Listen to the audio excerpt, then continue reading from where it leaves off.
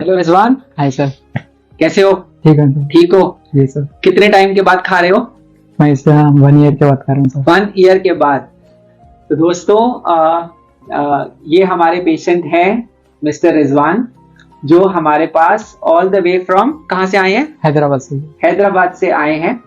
और जो प्रॉब्लम थी रिजवान को, इन्होंने धोखे से एसिड पी लिया था, जिसकी वजह से इनकी जो फूड पाइप की नली थी उसमें स्ट्रक्चर बन गया था, वो सिकुड़ गई थी। साथ साथ खाने की थैली भी सिकुड़ गई थी और ये कुछ खा पी नहीं पा रहे थे। उसके बाद आज से 1 साल पहले हैदराबाद के एक बहुत बड़े हॉस्पिटल में रिजवान की सर्जरी हुई थी, जिसको कोलोनिक पुलअप सर्जरी कहते हैं। और इस सर्जरी के बाद भी, इतनी बड़ी सर्जरी के बाद भी रिजवान कुछ नहीं खा पी पा रहे थे। तो ये सर्जरी 1 साल पहले हुई थी और मुंह से कुछ नहीं जा रहा था। एफजे की पाइप डली हुई थी और उसके सहारे जीवन इनका चल रहा था। और इन्होंने घर पे बैठे हुए हमारी वीडियो देखी और इनके पहले भाई साहब हमारे पास आए थे मिलने के लिए दिल्ली में फोर्टिस हॉस्पिटल वसंत कुंज में। और फिर ये हमारे पास आए। दोस्तों, जब एक बार सर्जरी हो जाती है, दोबारा से उस चीज को करना और खाने के रास्ते को जो एक बार अटेम्प्ट हो चुका है उसको ठीक करना बहुत चैलेंजिंग ऑपरेशन होता है। और हमने यही ऑपरेशन 1 हफ्ते पहले रिजवान का किया। अभी इनके टाके भी अभी ताज़ा है और जो रिजल्ट है वो आपके सामने है। इनकी दही ऑलमोस्ट खत्म होने वाली है। खत्म हो गई सर। खत्म हो गई। तो रिजवान, आपने ऑपरेशन के बाद क्या क्या चीजें खा ली हैं?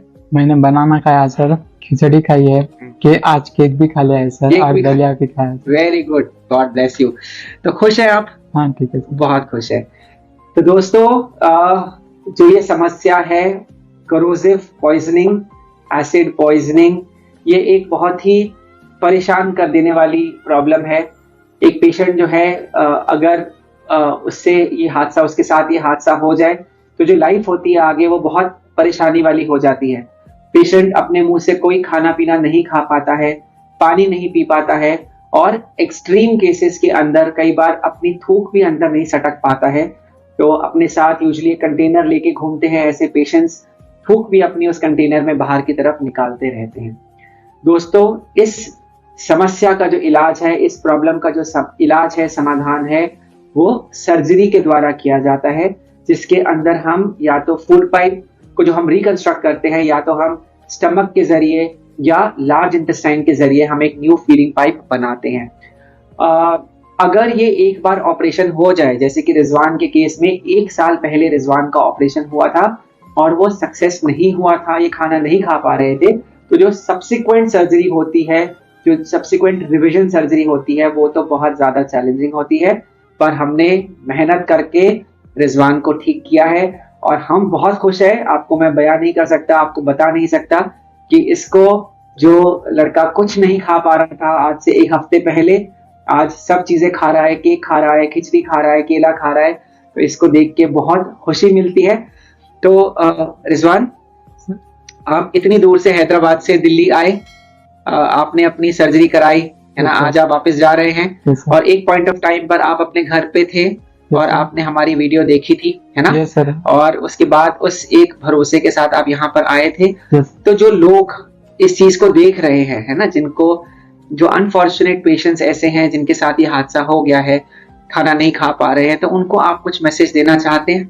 सर के पास आइए, सर ने बहुत अच्छे से इलाज किया है। मेरा एकदम से ब्लॉक हो गया था, स्ट्रक्चर बहुत प्रॉब्लम हो रहा था खाना खाने के लिए, अभी मैं अच्छे से खा पा रहा हूँ। हाँ।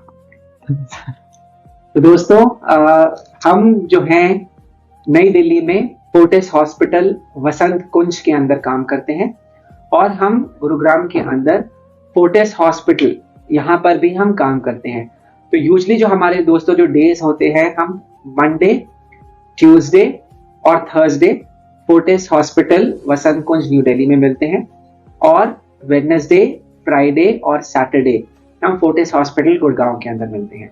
तो दोस्तों, अगर आपको या आपके परिवार के सदस्य को या आपके किसी मित्र को ऐसी समस्या है, करोसिव इंजरी हुई है, फूड पाइप में स्ट्रक्चर हो गया है, खाना आप ठीक से निगल नहीं पा रहे हैं, तो आप ज़रूर हमसे मुलाकात कीजिए।